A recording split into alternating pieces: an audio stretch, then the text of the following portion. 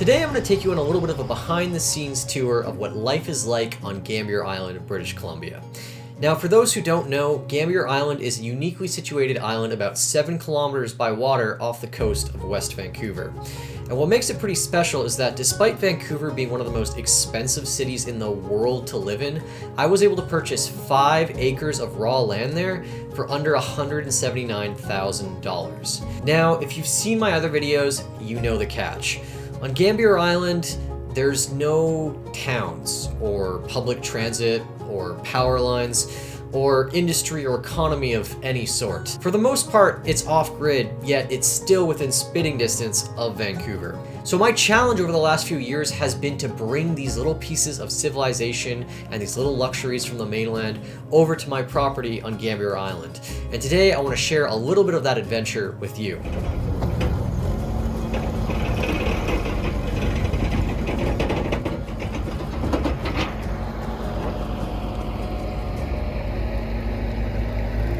So this weekend was really fun and engaging because I was able to bring over quite a few things to Gambier Island that's going to help me actually be able to live there for more than a few days at a time. Now, getting things out to Gambier Island is its own challenge. Because there's no public transit, no ferry system like a lot of the other islands like Bowen or Salt Spring Island, you have to order your own barge and kind of get that pulled across the Howe Sound from West Vancouver, load up all your stuff in Horseshoe Bay, and then take about an hour to bring it over to Gambier Island.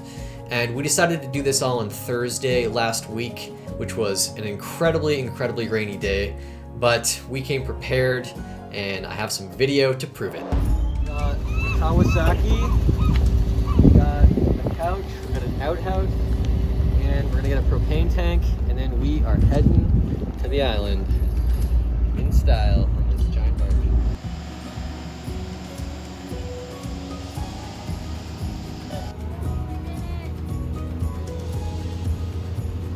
So one of the things that's really important about living in a community like Gambier Island, and specifically where I am, Fircombe Plateau, is getting to know your neighbors. Your neighbors are the pioneers, the people who have come there before you and have built all of their stuff and gone through their whole off-grid development journey. And there's so much to learn as to working with the elements there, the harsh weather conditions, creating power for yourself off-grid. There's a whole bunch of stuff that I've come to learn about developing out there.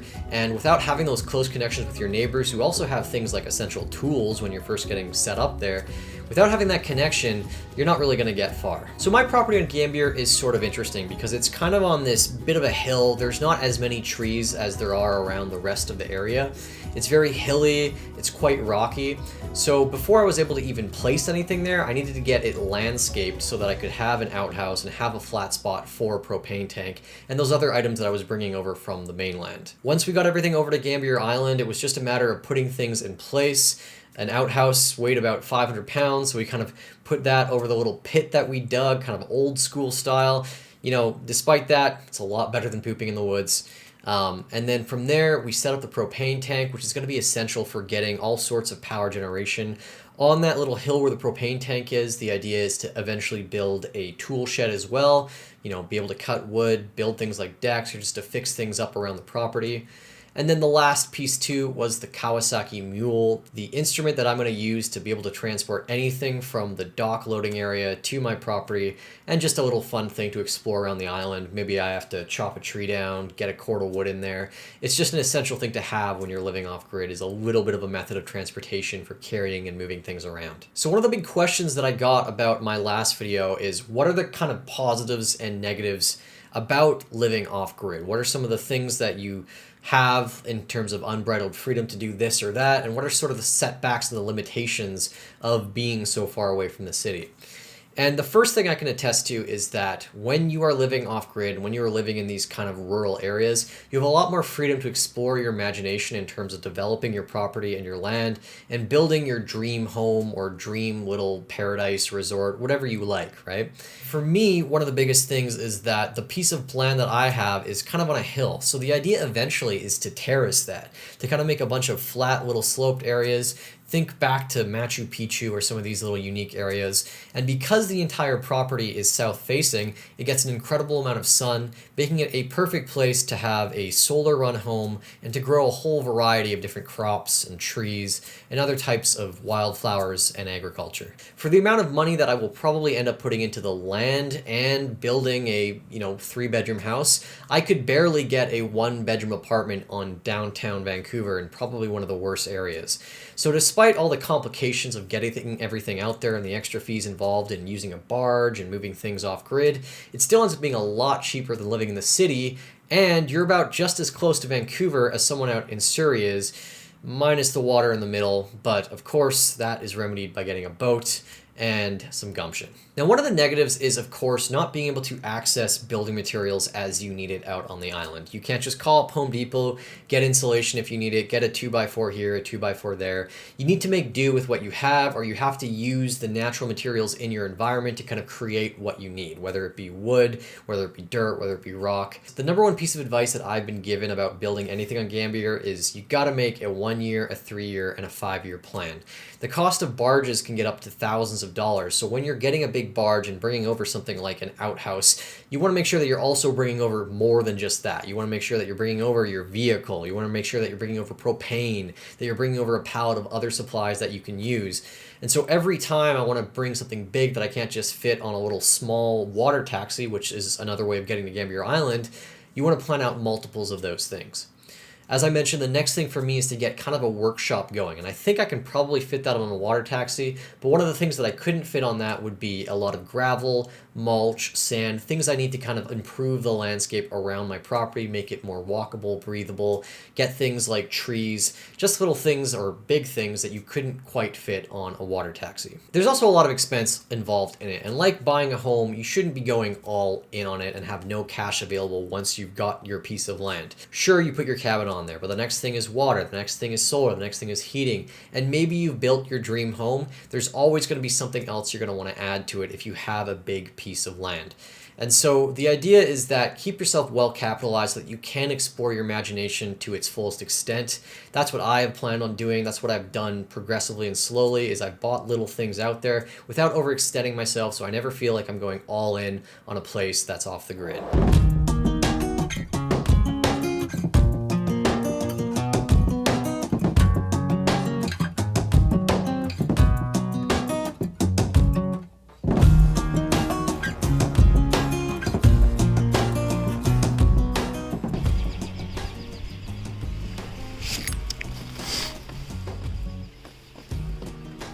Inside, fireplace, brand new little futon, solar hookup there, fridge, and a little upstairs as well. Needs to be cleaned up a little bit, but that's the basics.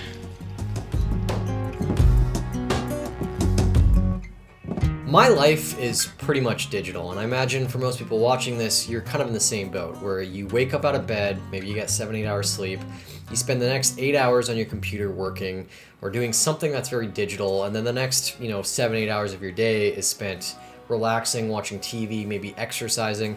At the end of all of it, a majority of your day, a majority of the 12 plus hours that take up half your day is spent near some sort of device. And so I think it's really important that we hedge this digital life of ours with some hard skills, with some physicality. And I didn't realize how much that the property gave this to me until about 2 years in.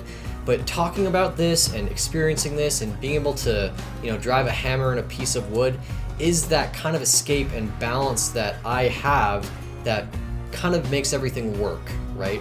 In this digital life where I'm spending all this time in front of the computer, where I'm recording videos, editing videos, your eyes just begin to drain, and you can spend a little bit of time, going for a walk in your neighborhood or, going to the gym and getting some exercise.